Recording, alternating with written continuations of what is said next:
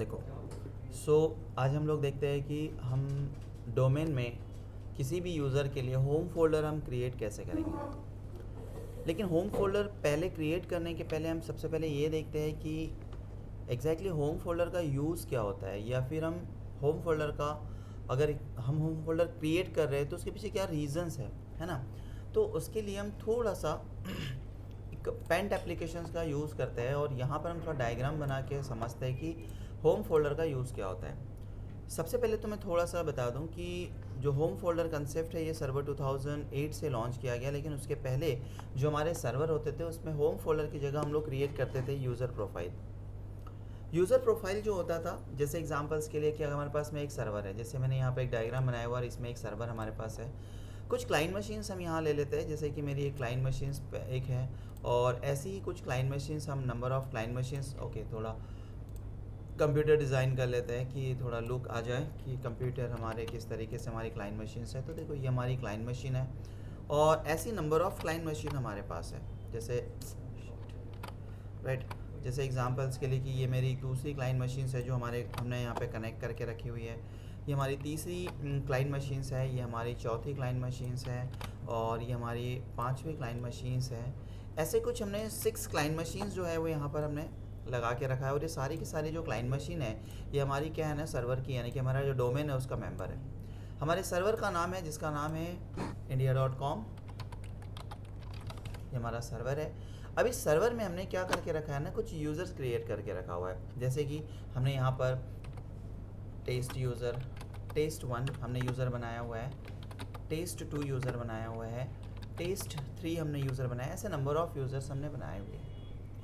अब सोचिए कि अगर हमने यहाँ पर कंप्यूटर फर्स्ट में टेस्ट 1 ने लॉगिन किया है ना, आज कहाँ पे लॉगिन किया है, टेस्ट 1 ने, टेस्ट 1 ने कंप्यूटर 1 जो है इसके ऊपर में लॉगिन किया हुआ है। और टेस्ट 1 ने लॉगिन करने के बाद में क्या हुआ कि इसने कुछ डेटा क्रिएट कर लिया है ना। यहाँ पे क्या क्रिएट कर लिया, कुछ डेटा, क्योंकि सिंपल है कि भाई ये कुछ काम करेगा तो डेफिनेटली इसके अंदर में क्या होना चाहिए, हमारे पास में डेटा होना चाहिए। तो यहाँ पर ऐसा हुआ कि हमने कुछ डेटा क्रिएट कर लिया, राइट, लाइक डेटा हमने क्रिएट कर लिया है। और ये जो डेटा है एग्जैक्टली ये हमारा डेटा है जो किसने क्रिएट किया, टेस्ट 1 ने क्रिएट किया। लेकिन जब ये कल आया तो इसने देखा कि आज ये मशीन पे कोई और बैठा हुआ है, तो ये सिंपल क्या किया है ना, सिंपल ये जो यूज़र है ये उठ गया यहाँ से और इसने क्या किया, कंप्यूटर 2 पे लॉगिन कर लिया। लेकिन जब कंप्यूटर 2 पे लॉगिन किया तो इसका डेटा तो कंप्यूटर 1 पे था, तो ये काम कर पाएगा क्या, नहीं कर पाएगा। तो उस टाइम पे क्या होता था, हम प्रोफाइल क्रिएट करते थे जिसमें तीन तरीके की प्रोफाइल हम क्रिएट करते थे, जिसमें से पहला होता था लोकल प्रोफाइल, रोमिंग प्रोफाइल और मैंडेटरी प्रोफाइल्स।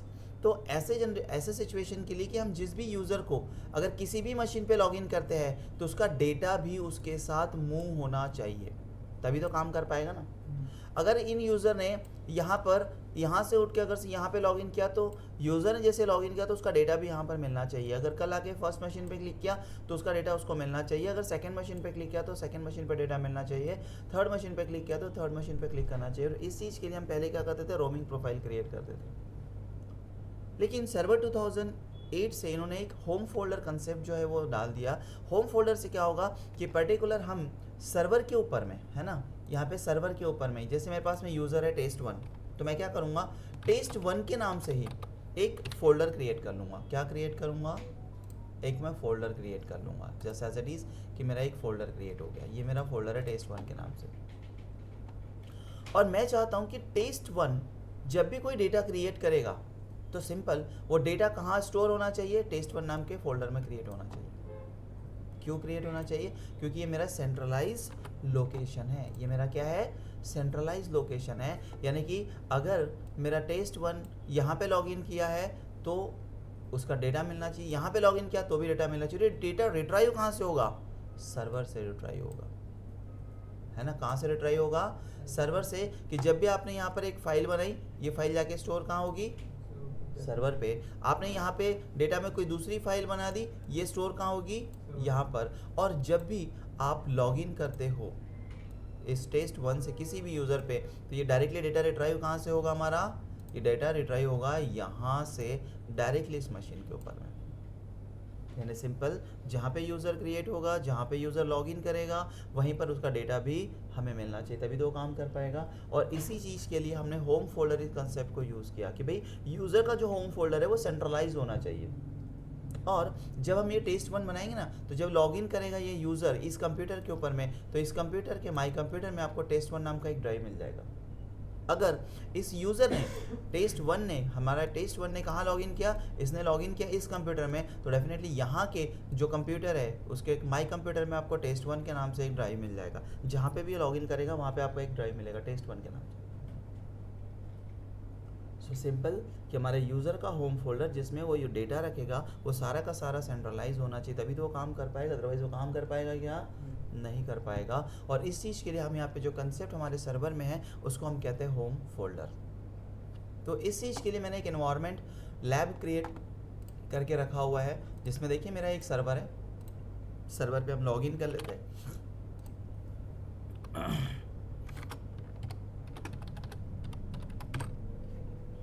सर्वर पे लॉगिन करने के बाद मैंने क्या करके रखा है, यहाँ पर एक्टिव डायरेक्टरी में जाने का 2 यूज़र क्रिएट करके रखा हुआ है। देखिए use test 1 test 2 test environment create करने के लिए। उसके बाद मेरे पास में 2 क्लाइंट्स भी, और दोनों क्लाइंट को मैंने मेंबर बना के रखा। देखो दोनों क्लाइंट है, यहाँ पे मेंबर दिखा रहा है कंप्यूटर में, और यहाँ पर आप जाओगे तो मेरा एक क्लाइंट ये है और मेरा जो दूसरा क्लाइंट है वो ये है।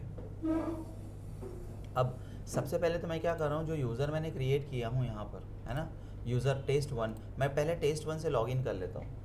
पहले हम होम फोल्डर ना क्रिएट करते हुए पहले हम टेस्ट इन्वायरमेंट देखते हैं कि भाई हमारी रिक्वायरमेंट क्या है हमारे होम फोल्डर क्रिएट करने का। तो देखो मैं एक पहली क्लाइंट मशीन्स पे मैं चले जाता हूँ, और यहाँ पर जाने के बाद मैं यहाँ पर लॉगिन कर लेता हूँ, दैट इज़ टेस्ट 1, है ना, और पासवर्ड मैं दे देता हूँ, ओके। मेरा टेस्ट 1 देखो इंडिया पे लॉगिन कर लिया है। लॉगिन करने के बाद आप देखोगे फर्स्ट टाइम लॉगिन हो रहा है मेरा यूज़र, तो थोड़ा सा प्रोफाइल क्रिएट करेगा, इसको हम कहते हैं लोकल प्रोफाइल। जितने भी यूज़र से आप कंप्यूटर में लॉगिन करोगे एक प्रोफाइल क्रिएट करेगा, एक लोकल प्रोफाइल जिसको हम कहते हैं, और सी ड्राइव में उसी नाम से एक फोल्डर भी क्रिएट करेगा। और जितना भी आपका प्रोफाइल होगा, लाइक डेस्कटॉप होगा, डॉक्यूमेंट होगा, म्यूज़िक होगा, ये सारा जो कंटेंट होगा ये हमारा उस फोल्डर के अंदर होगा। अब अगर हमें डेस्कटॉप में कोई डेटा क्रिएट करके रखा हुआ है या किसी ड्राइव में डेटा क्रिएट करके रखा हुआ है, तो वो हमारा रेप्लिकेट नहीं होगा, वो हम पहले प्रैक्टिकली देख लेते हैं, उसके बाद हम होम फोल्डर क्रिएट करेंगे। तो सिंपल यहाँ पर हमारा लॉगिन हो गया है। लॉगिन होने के बाद हमारा जो टेस्ट 1 है इससे हमने लॉगिन कर लिया है। हम यहाँ पे क्या करते हैं, डेस्कटॉप पे हमने एक फ़ोल्डर बनाया हुआ है जिसका नाम हमने दिया हुआ है टेस्ट 1, ठीक है, हमने इसका नाम टेस्ट 1 दे दिया है। उसके बाद हम माई कंप्यूटर में जाते हैं, और माई कंप्यूटर में जाने का देखो सी ड्राइव है, सी ड्राइव में भी हम क्या करते हैं कि एक होम फोल्डर क्रिएट कर लेते हैं, इसका नाम भी मैं टेस्ट डेटा 1 ऐसा कुछ नाम रख देता हूँ। दूसरा चीज़, अगर आप देखोगे दिस पीसी में तो सिर्फ एक ही ड्राइव हमारे पास में, सी ड्राइव। क्लियर, सिंपल मैं यहाँ पे लॉग ऑफ कर देता हूँ टेस्ट 1 को इस क्लाइंट मशीन्स के ऊपर में, और मेरा जो सेकंड क्लाइंट मशीन है ये इसके ऊपर मैं लॉगिन करता हूँ मैं टेस्ट 1 से, राइट। तो यहाँ पर सिंपल जाएंगे अदर यूज़र में जाने के बाद जाएंगे टेस्ट 1, हमारा लॉगिन कर रहे हैं हम, पासवर्ड हम दे देंगे टेस्ट 1 यूज़र का। और देखिए टेस्ट 1 से जब हमने लॉगिन किया था फर्स्ट मशीन पे, तो वहाँ पे हमने डेटा बनाया था डेस्कटॉप पे, दिख रहा है क्या, नहीं दिख रहा है। माई कंप्यूटर में देखेंगे कि हमने सी ड्राइव है, यहाँ पर भी सी ड्राइव में हमने एक टेस्ट डेटा करके कुछ बनाया था, वो डेटा मिल रहा है क्या।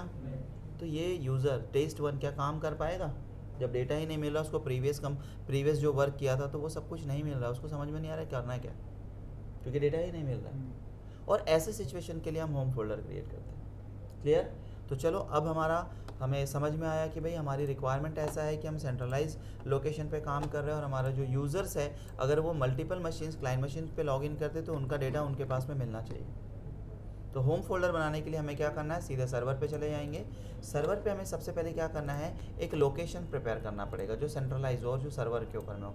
तो हम क्या करेंगे कि यहाँ पर देखते हैं हमारे पास सर्वर के पास कि कोई ड्राइव है या नहीं है जिसमें हम डेटाबेस रख सके। अगर दिस पीसी में जाएंगे तो देखिए यहाँ पर हमारे पास में एक ही ड्राइव है, सी तो कोई बात नहीं, हम सी में ही बना लेते हैं। सी में हमने क्या किया, एक फ़ोल्डर क्रिएट कर लिया। फोल्डर का नाम आप कुछ भी दे सकते हो, आपको डेटा देना है तो आप दे सकते हो, मैं यहाँ पे दे रहा हूँ टेस्ट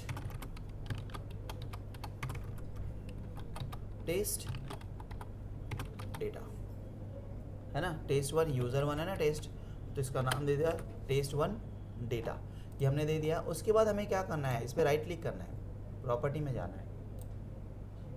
प्रॉपर्टी में जाने के बाद आपको क्या करना है, शेयरिंग में जाना है। शेयरिंग में जाने के बाद में क्या करना है, एडवांस शेयरिंग में जाना है। एडवांस शेयरिंग में जाने के बाद में आपको क्या करना है, शेयर दिस फोल्डर करना है।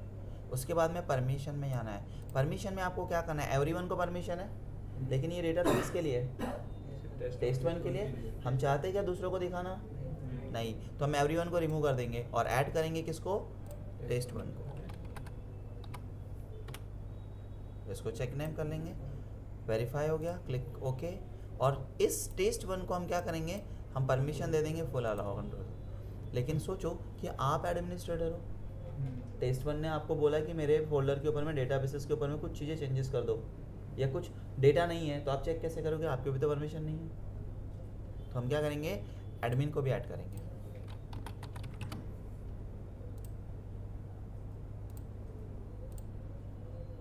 क्योंकि एडमिनिस्ट्रेटर को ही परमिशन नहीं रहेगा तो मैनेज कैसे करेगा वो, है ना।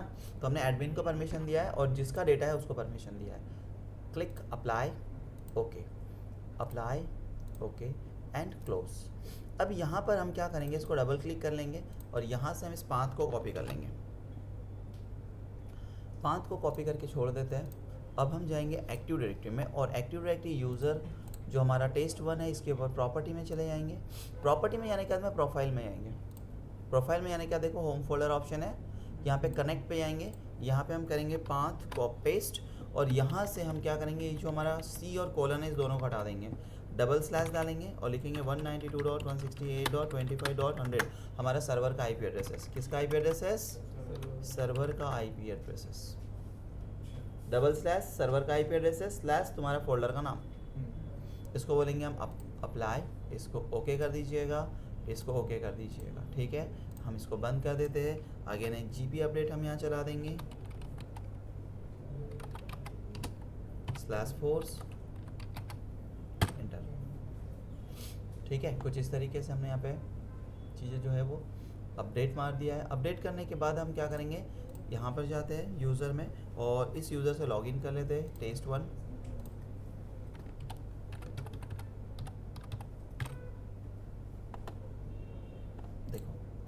अब ये यूज़र जो भी चीज़ें क्रिएट करेगा ना, कहाँ पे क्रिएट करेगा, यहाँ पर देखो आ गया फोल्डर test1। अब इस test1 में हमने क्या करते हैं, एक डेटा क्रिएट कर लेते हैं जिसका नाम है डेटा। एक फ़ाइल क्रिएट कर लेते हैं, एक फ़ाइल बना लिया हमने, file1। जो भी कंटेंट वगैरह अगर कुछ लिखना है आपको तो वो सारी चीज़ें भी लिख सकते हो आप। अब हम क्या करते हैं, machine1 से लॉग ऑफ कर देते हैं, जाएंगे यहाँ पर जाते हैं, साइन आउट करते हैं और दूसरी मशीन पे चले जाएंगे और यहाँ पर लॉगिन करते हैं और चेक करते हैं कि क्या मेरा डेटा यहाँ पर मिलेगा या नहीं मिलेगा, क्योंकि होम फोल्डर है और हम चाहते हैं कि हमारा डेटा मिलना चाहिए।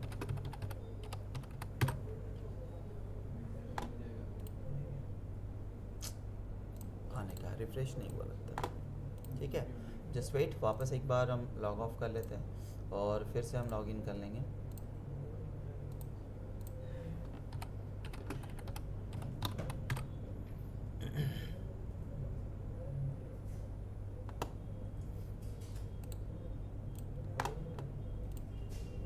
आ गया, जो हमने डेटा बनाया था दिख रहा है। अब मैं यहाँ पर और एक बना देता हूँ, है ना। जैसे हमने बोला कि यूज़र डेटा, यहाँ पे हमने बना लिया, एक फ़ाइल हमने बना लिया IT के नाम से।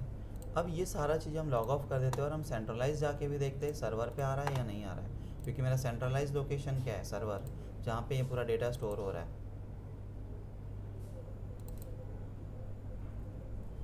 आ रहा है।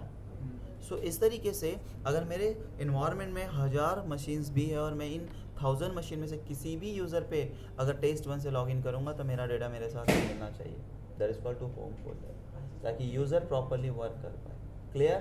तो चलो आप होम फोल्डर पहले क्लियर करके देख लो, उसके बाद में हम कुछ पॉलिसीज वगैरह जो है वो पढ़ेंगे। एक्सेसिंग जो है वो भी मैं आपको बता रहा हूँ, राइट। तो पहले ये सारी चीज़ें करके देख लो, फिर एक्सेसिंग मैं आपको बताता हूँ।